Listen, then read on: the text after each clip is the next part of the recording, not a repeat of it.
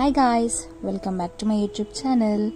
ఈరోజు మీకు షేర్ చేసుకోబోయే రెసిపీ కాదు, ఇదొక చైల్డ్హుడ్ మెమరీ. ఇందులో ఎంతమంది కూరబెట్టిన ఉసిరికాయలు ఇష్టమో కింద కామెంట్ చేయండి. ఉసిరికాయల సీజన్ వచ్చేసింది కదా, మార్కెట్లో కేజీ ఉసిరికాయలు 100కి తీసుకున్నాం. మీ సైడ్ కాస్ట్ ఎంతో చెప్పండి.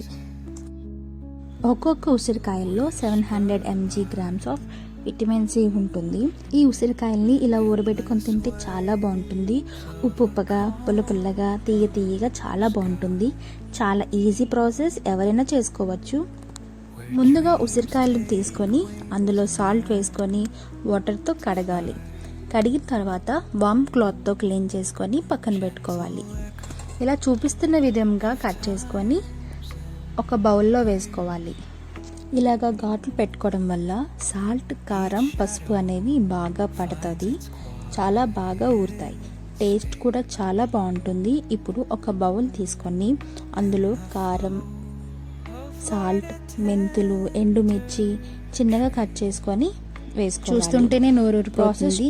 టేస్ట్ అయితే సూపర్గా వచ్చింది. మీరు ఏది ఎంత క్వాంటిటీలో వేసినా టేస్ట్ అయితే చాలా బాగుంటుంది. తప్పకుండా ట్రై చేసి కామెంట్ చేయండి ఎలా వచ్చిందో.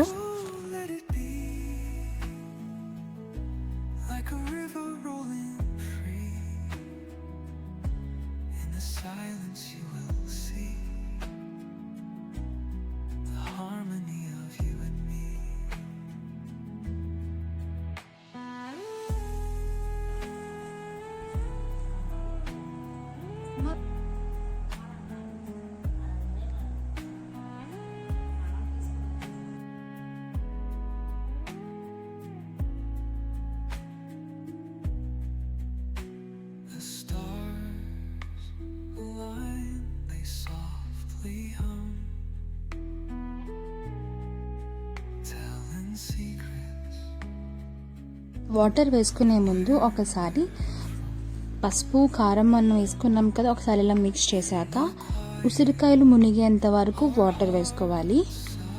వాటర్ వేసేసుకున్నాక లిడ్ క్లోజ్ చేసి ఒక 3 to 4 days వరకు ఓపెన్ చేయకుండా పక్కన పెట్టుకోవాలి. 4th day ఓపెన్ చేసి ఊరయో లేదో చెక్ చేసుకొని ఒక కంటైనర్ తీసుకొని ఉసిరికాయలు అందులో ట్రాన్స్ఫర్ చేసి క్లోజ్ చేసి ఫ్రిడ్జ్లో పెట్టుకోవాలి. ఫ్రిడ్జ్లో పెట్టుకుంటే మనకి 1 year వరకు స్టోర్ అవుతాయండి. మనకి రోజుకు ఒక్కొక్కటి తిన్నా సరే చాలా బాగుంటుంది. మనకి హెల్త్కి కూడా మంచిగా మెయింటైన్ చేసుకోవచ్చు. ఇలా ఒకసారి ట్రై చేయండి. ఎలా వచ్చిందో కమెంట్స్లో నాకు చెప్పండి. ఖచ్చితంగా మీకు కూడా ఒక చైల్డ్హుడ్ మెమరీ ఉంటాయి కదా ఇలాంటివి, నాకు కమెంట్స్లో చెప్పండి. నాకైతే స్పెసిఫిక్గా చిన్న ఉసిరికాయలు అంటే చాలా ఇష్టం. మా నాన్నమ్మ నాకు ఊరబెట్టేసి ఇచ్చేవారు. వాళ్ళ ఇంటి దగ్గర చెట్టు ఉండేది. అదొక మంచి మెమరీ. నాకైతే చాలా ఇష్టంగా తినేదాన్ని. చిన్న ఉసిరికాయలు అయితే చాలా తీయగా పుల్లగా ఉంటాయి. మీకు ఇలాంటి మెమరీస్ ఉంటే కామెంట్ చేయండి. Make sure to subscribe. నచ్చితే లైక్ చేయండి, సబ్స్క్రైబ్ చేయండి. బెల్ ఐకాన్ ఉంటుంది, అది కూడా క్లిక్ చేయండి.